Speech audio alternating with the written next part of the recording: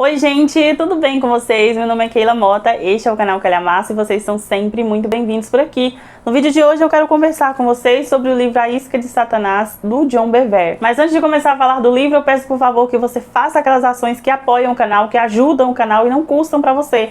Então, deixe o seu like já no início do vídeo. Se você não é inscrito, se inscreva aqui no canal, tem muito conteúdo interessante. Se você quer ficar mais próximo de mim, tem o grupinho no Telegram e no Instagram. E o YouTube disponibilizou agora o botão Valeu Demais. Vou deixar a fotinha aqui na tela pra vocês. Quando você clica nesse botão, é só você girar um pouquinho aqui a barra que tem aqui embaixo, que tem esse botãozinho. Você clica nele e você patrocina esse vídeo, né? É como se fosse o superchat das lives, né, que tem aqui no YouTube, mas esse é para vídeo. Você clica nele e você patrocina o canal com o valor que você desejar. Tem um valor mínimo lá, bem baixinho mesmo, acho que é de R$1 ou R$3. Você clica nele, patrocina o canal, né, com o valor que você desejar. Isso incentiva demais o conteúdo, ajuda demais também no algoritmo. Então clica aí e patrocine esse vídeo. E se você for comprar um livro, um sofá, um chocolate, um computador, qualquer coisa no Submarino, Americanas ou Amazon, use os meus links de afiliado, que você contribui demais também. Não paga a mais por usar os meus links, tá? Mas eu ganho uma lembrancinha aí desses sites que no futuro ajudará aqui a manutenção do canal. Então, muito obrigada a todos vocês que sempre apoiam este canal. E vai comentando aqui também se você já leu esse livro, o que você acha desse livro, qual foi a sua experiência com ele. Vai comentando aqui que a gente vai conversando agora durante esse vídeo, né? Sobre essa leitura, sobre esse livro e sobre o John Bevere. Vocês viram que eu me apaixonei pelo John Bevere, pela escrita dele com o livro Kryptonita, que se tornou, assim, um dos meus livros favoritos da vida. Está no top 5 dos melhores livros que eu já li. Esse top 5 tá apertado, viu, gente? Porque tem tanto livro que tá no top 5. E eu gostei muito, gente, de Kryptonita. E ele menciona esse livro aqui, no livro Kryptonita. E eu li recentemente também um livro do Luciano Subirá, que se tornou também um dos top 5. Eu tô falando que esse top 5 tá apertado. Vou colocar aí o top 10, tá? E o Luciano Subirá recomenda livros do John Bevere, né, no livro dele. E eu gosto muito, né, do Luciano Subirá, gostei muito do Luciano Subirá. É um cristão, como eu falei pra vocês, que é confiável, né, que a teologia é confiável. E o John Bevere também, a Lisa Bevere, a esposa dele, já li 2 livros dela, já li 2 livros dele. E eu gostei demais de ambos, tá? A teologia, o ensino, né, o ensino dele sobre Deus, sobre Jesus, sobre a Bíblia, sobre a vida cristã, eu gostei demais. Tem o embasamento, né, do Luciano Subirá, então melhor ainda. Comprei A Isca de Satanás, que é o livro mais famoso do John Bevere, né? 1 milhão de cópias publicadas, mais de 1 milhão. É muito livro, gente, é muito livro. E esse livro, gente, A Isca de Satanás, basicamente vai falar sobre a ofensa, né? Sobre ser magoado, ofendido, ferido, né? Em vários ambientes. Né, o ambiente da igreja, o ambiente do trabalho, o ambiente do ministério, o ambiente familiar, do trabalho, né, acho que eu já mencionei trabalho. Escape, né, aqui atrás está escrito, escape da armadilha mortal do inimigo. E esse livro, assim como os da Lisa, assim como os outros do John, eles são divididos, gente, em capítulos curtíssimos, né, como eu falei para vocês, eles têm agora essa forma de escrever, de dividir os capítulos em como se fosse um devocional, né, para você ler um por dia. Então são no máximo 10, 15, de 15 páginas para baixo, né, para você ler aí um capítulo por dia. Gosto dessa divisão, não é assim, no início eu não gostava tanto, tá, gente? E às vezes você fica meio disperso. Porque quando é um capítulo grande, você vai lendo para terminar o capítulo. Mas quando é um capítulo por dia, às vezes eu demoro demais para ler, porque aí eu encerro o capítulo, paro ali e aí só vou continuar no outro dia. E às vezes eu não continuo no outro dia. Então, às vezes isso é bom, às vezes não é. Para mim, que tem uma dificuldade assim de continuar depois que encerro o capítulo, foi um pouco mais demorado. Eu demorei para poder ler esse livro. Ele tem 200 páginas e eu demorei muito, gente, para poder ler. Demorei muito mesmo. O início, né, como todo livro, ele é para pegar você, então o autor coloca as partes mais interessantes ali no início para você já ser fisgado. Então o início já me impactou. Eu marquei demais esse livro, gente. Teve página que eu marquei a página inteira. Olha isso aqui, ó. Marquei a página inteira. Coloquei uma chave bem grandona e marquei a página inteira, para vocês verem. Adiantando, né, que ele foi 5 estrelas, favoritado. É um livro que eu acho também essencial, gente, principalmente para o ambiente de igreja. Esse livro vai falar sobre ofensa e vai falar como é mortal, né, como diz aqui, é uma armadilha mortal. E muitas pessoas, principalmente no ambiente religioso, né, as pessoas são feridas porque espera-se de nós cristãos, e nós cristãos também esperamos de outros cristãos, uma conduta irrepreensível, um tratamento assim exemplar, aquela coisa que não vai ferir ninguém, vai esperar a perfeição. Essa é a palavra. As pessoas esperam de nós e nós esperamos de nós e das outras pessoas uma perfeição em tudo. E muitas vezes isso não acontece, né? Às vezes a gente vai ferir alguém com a palavra, às vezes a gente vai ofender alguém com a palavra, às vezes a gente vai ser ofendido também com palavras das outras pessoas, às vezes isso vai acontecer, né? Às vezes nossos líderes, às vezes aqueles que estão acima de nós vão nos ferir, e às vezes a gente coloca, né? Tem um capítulo aqui que ele vai falar sobre Davi e Saul, né? Que é o capítulo Meu Pai, né? Porque Davi considerava Saul como um pai, né? E ele foi ferido por Saul, né? Ele foi ofendido por Saul. Mas a ofensa, né? Como ele vai falar aqui no livro, a ofensa é uma armadilha, né? A ofensa é uma armadilha, é uma isca, né? De Satanás para te prender uma armadilha, né? Que é a amargura, que é a falta de perdão, que é a ofensa. Se você se você morde a isca, né, da ofensa, se alguém fala algo e você fica ofendido e não trata aquilo, né, porque às vezes é tão inesperado que você fica ofendido, né, você recebe aquilo ali e fica ofendido. Mas o que você vai fazer? Como você vai lidar com isso? Como você vai tratar isso? A forma como você reage à ofensa vai determinar todo o seu futuro, muitas vezes. Às vezes até o futuro da sua saúde, da sua vida física mesma, e não só da sua vida espiritual. E aqui ele vai falar, né, sobre essa expectativa que a gente tem nos nossos pais, nas figuras de autoridade, né, que estão na nossa vida, nossos pais, nossos pastores, nossos líderes, né, políticos, líderes mundiais. A gente espera deles uma perfeição, né, e às vezes nós que estamos em posição de liderança, as pessoas esperam de nós uma perfeição, só que não somos perfeitos, né. A gente cada um de nós tem as nossas falhas e as nossas qualidades, e às vezes as pessoas vão se ofender, e aí a forma que a gente vai lidar é que vai determinar se a gente vai cair na armadilha, se a gente vai morder a isca, né? Ou se a gente vai ser curado, vai ser tratado, e aquilo vai servir como uma coisa que vai fazer a gente crescer na presença de Deus, crescer nos nossos relacionamentos, crescer no ministério, crescer em tudo, né? Ou se aquilo vai nos estagnar, nos adoecer e nos fazer murchar e morrer e, sabe, e parar tudo na nossa vida.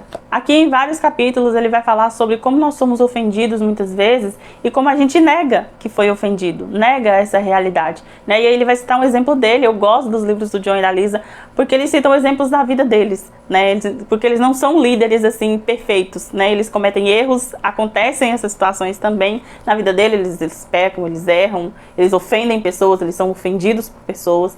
E o John, ele foi ofendido por uma pessoa, né, e ele negava, né, que ele tinha sido ofendido. Não, imagina, isso não foi nada, não aconteceu nada. E aquilo foi gerando, né, uma amargura, foi gerando um peso, e ele viu que ele tinha sido ofendido, né, mas a forma com que ele lidou, gente, essa parte é muito interessante, que ele vai falar sobre a oração pelos nossos inimigos, sobre aqueles que nos ofendem. Não que o nosso irmão seja o nosso inimigo, mas naquele momento, né, na nossa vida, ele é alguém que nos feriu, né, é alguém que nos fez mal. E às vezes a gente não consegue olhar na cara da pessoa, às vezes a gente não consegue conviver com a pessoa. Às vezes a gente está no mesmo ambiente e quando a gente vê a pessoa, a raiz de amargura, né, aquela coisa começa a queimar dentro de nós. E ele fala que Deus colocou ele para orar, né, o mandamento básico da palavra: orai sobre os vossos inimigos, orai por aqueles que vos odeiam. E ele falou que a oração dele era: Senhor, abençoa essa pessoa. Senhor, abençoa ele, lá onde ele está. Sabe, era essa oração. E não estava mudando nada, não estava acontecendo nada. E aí Deus falou para ele: não, ore por ele da mesma forma que você ora por você. E ele começou a orar: Senhor, abençoa, que ele seja um homem de Deus, sabe? Começou a orar pela pessoa que ofendeu ele, como ele orava por ele, né? Porque às vezes a gente ora pelas pessoas que nos odeiam, e a gente ora: Senhor, abençoa essa pessoa pra lá.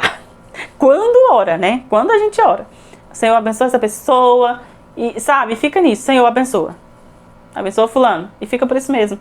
Mas aqui Deus falou pro John, ora por ele da mesma forma que você ora por você. Peça para ele as coisas que você quer para você. Peça para a família dele as coisas que você quer para sua família. E assim, gente, isso gerou um aprendizado tão grande na vida do John, porque ele fala que é preciso um exercício, né? É preciso um exercício para a gente lidar com essas coisas. E quando a gente exercita a nossa fé, quando, por exemplo, vem situações como essa, na próxima vez que acontecer, a gente já vai estar forte, a gente já vai estar firme.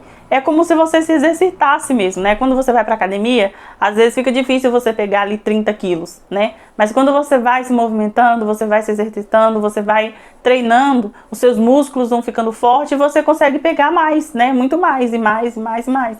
Então, da mesma forma, é a nossa fé, é o perdão, né? Quanto mais você exercita, quanto mais você aprende, mais fácil se tornam as próximas situações, fica mais fácil de lidar, né? Você não é pego de surpresa. E essas situações, Deus permite essas situações na nossa vida, mas é para o nosso crescimento.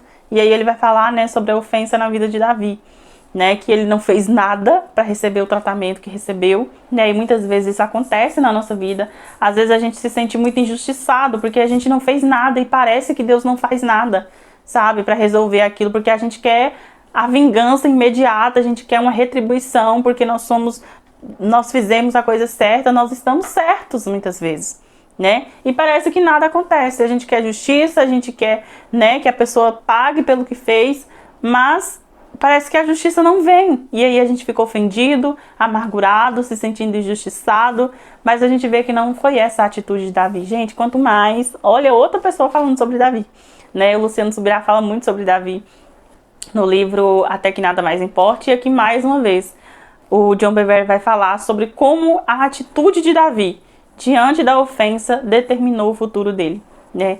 Como não ter caído, não ter mordido essa isca da ofensa fez com que Davi aprendesse, amadurecesse e fosse no devido tempo, na hora que Deus quis, né?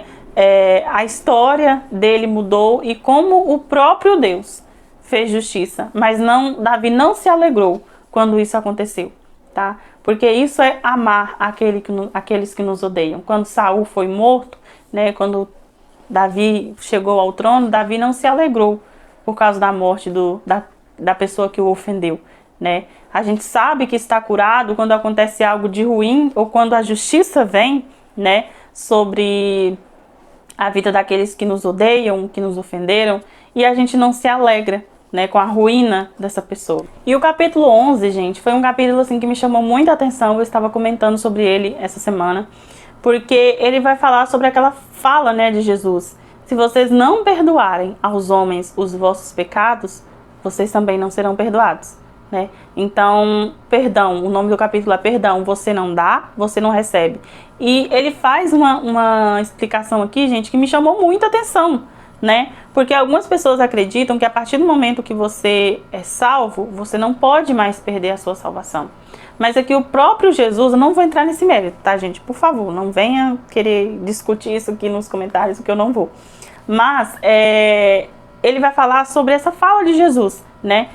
Perdão, você é perdoado dos seus pecados se você perdoar também os pecados do seu irmão. O próprio Jesus falou, né? O próprio Jesus falou que se você não perdoar os pecados do irmão, você não é perdoado. Então, se o sacrifício de Jesus perdoa os nossos pecados, nos justifica diante de Deus, a nossa culpa é jogada ali em Cristo e nós somos considerados inocentes, justos, justificados, agora filhos de Deus, mas nós não perdoamos o nosso irmão, então os pecados que seriam perdoados em Cristo, eles são trazidos de volta para nós. E aqui ele traz e aí nós perdemos a salvação. Porque se a obra de Cristo foi para perdoar os nossos pecados, nos justificar e tornar inocentes diante de Deus, mas nós nos recusamos a perdoar os nossos irmãos, então volta de novo a conta para nós. E aí ele vai ilustrar, né, essa realidade com a parábola dos dois credores. Vocês lembram? Tinha um homem que devia, né, para o rei, para o seu senhor, um valor exorbitante, né? Ele vai falar aqui que era bilhões de reais, né? Se fosse converter para hoje, seriam bilhões e bilhões de reais. E ele devia esse valor e ele não tinha condição alguma de pagar, nem se ele trabalhasse a vida toda ele conseguiria pagar, né? E ali o seu senhor falou, olha, vou vender você e a sua família, e tudo que você tem, até que você pague a dívida. E nunca conseguiria pagar, né? Era só uma forma de receber uma parte, né, daquela dívida. E aí ele se ajoelha, se implora perdão, e o Senhor fala, tudo bem, vou perdoar a sua dívida. Perdoou toda aquela dívida de bilhões de reais, né? E ali ele foi embora. E quando ele estava indo embora, ele encontrou uma pessoa que lhe devia, por exemplo, sei lá, 10 mil reais, sabe? Um valor assim muito baixo comparado ao que ele foi perdoado. E aí ele encontrou essa pessoa e falou, olha, paga o que você me deve. E a pessoa implorou da mesma forma que ele implorou, falou, olha, me dá mais tempo que eu vou te pagar, me dá mais tempo que eu vou te pagar tudo que eu te devo. E aí o que é que ele fez? Não perdoou. Aquele que foi perdoado por bilhões não perdoou aquele que devia 10 mil, né? Comparando aqui, né? E aí ele não perdoou, mandou que ali o seu credor fosse preso, né? Mandou que aquele homem fosse preso até que ele pagasse toda a dívida. E aí viram ele fazendo isso, né? E foram contar ao seu senhor. E ele falou, olha, eu te perdoei uma dívida de milhões e você não perdoou o seu irmão aquele pouquinho que ele te devia. Então agora, por causa da sua falta de perdão, você vai ser preso, você vai para as masmorras, né? Você vai ser preso, sua família vai ser vendida até que você pague toda a dívida. Então é isso que a falta de perdão faz conosco, né? Nós somos perdoados por Cristo bilhões, nós nunca conseguiríamos pagar. E nós muitas vezes negamos o perdão ao nosso irmão. E quando nós negamos o perdão ao nosso irmão, foi aí que Jesus disse, quando vocês negam perdão, vocês não recebem perdão. Cristo fez uma obra, Cristo pagou uma dívida que nunca nós conseguiríamos pagar. E o nosso irmão, às vezes, nos ofende, nos deve, né? Porque quando a gente é ofendido, às vezes a gente fala, você vai me pagar. Pagar o quê? A dívida por essa ofensa, porque a ofensa é uma dívida. E quando você perdoa o seu irmão, né? A gente ora, né? O Pai Nosso, Jesus falou, perdoa as nossas ofensas, assim como nós perdoamos os nossos devedores, os nossos ofensores. Cristo pagou uma dívida que nunca nós conseguiríamos pagar. Mas quando nós não perdoamos o nosso irmão nós conseguimos perdoar. Nós conseguimos perdoar ali a ofensa. Mas quando nós retemos esse perdão, acontece conosco a mesma coisa daquele credor que devia bilhões, né? Nós rejeitamos aquela dívida que Cristo pagou, ao invés de Cristo pagar, agora nós vamos pagar, né? Agora não, na eternidade. Porque Jesus falou, se não perdoarem, vocês não serão perdoados. E se nós não formos perdoados pela obra de Cristo, se nós não formos perdoados pela obra que Cristo fez, pelo sacrifício de Cristo, o que nos resta é a condenação, né? Porque só será salvo aquele que crer no coração e com a boca confessar. Mas se nós rejeitamos isso, então o que resta para nós é pagar a nossa dívida. E aí nós já sabemos que não conseguimos pagar. Então assim, gente, ele vai falar que o perdão se tornou uma coisa assim, que as pessoas não dão tanta importância. Eu falo por experiência própria, né? Hoje em dia o pecado da falta de perdão, o pecado da ofensa, o pecado da amargura é tratado de uma forma muito banal, né? É tratado de uma forma assim, eu fui dar aula na escola bíblica sobre família e tal, e aí a gente falando sobre o perdão, sobre perdoar as ofensas, sobre perdoar esposas e maridos, se perdoarem, né, serem curados, né, de toda a amargura.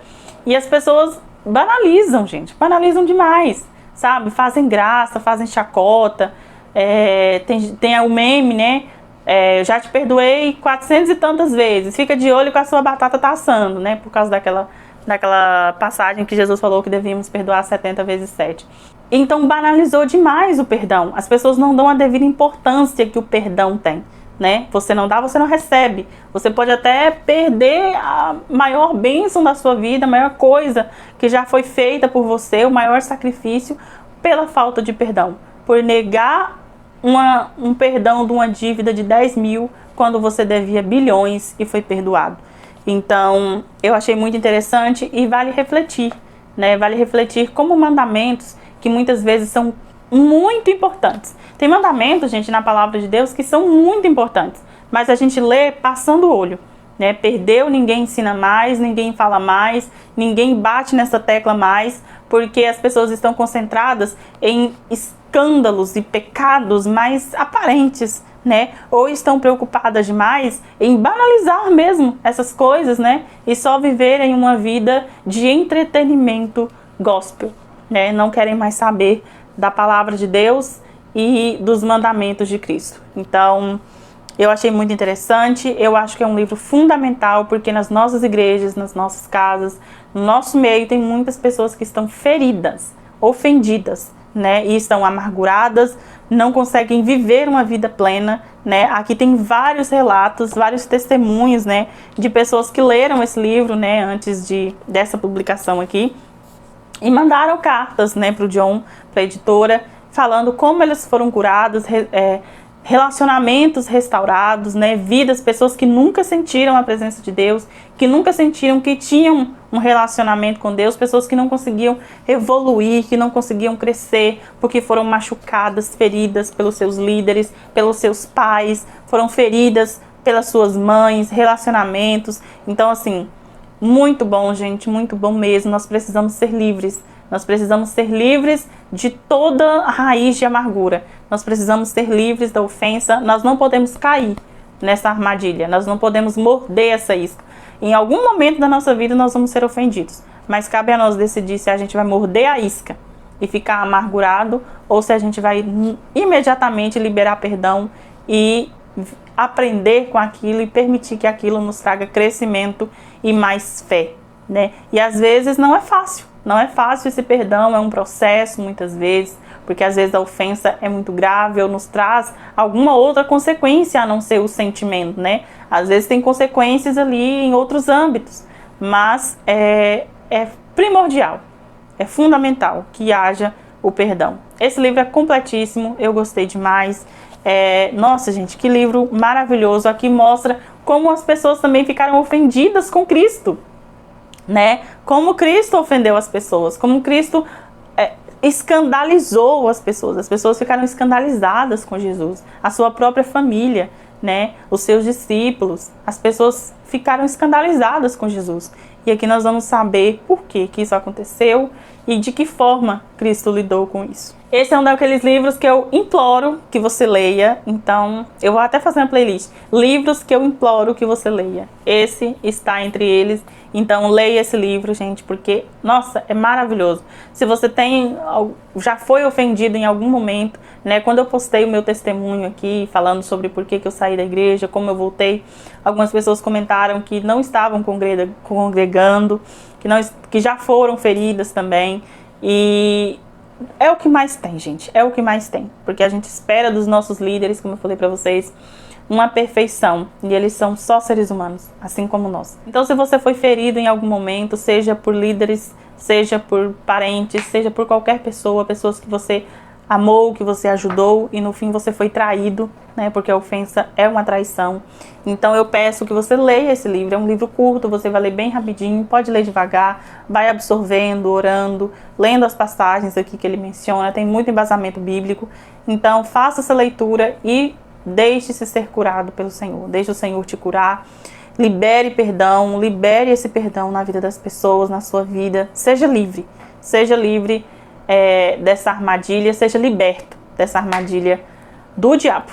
Gente, é isso. Me conta aqui se você já leu esse livro, me conta o que você achou dele.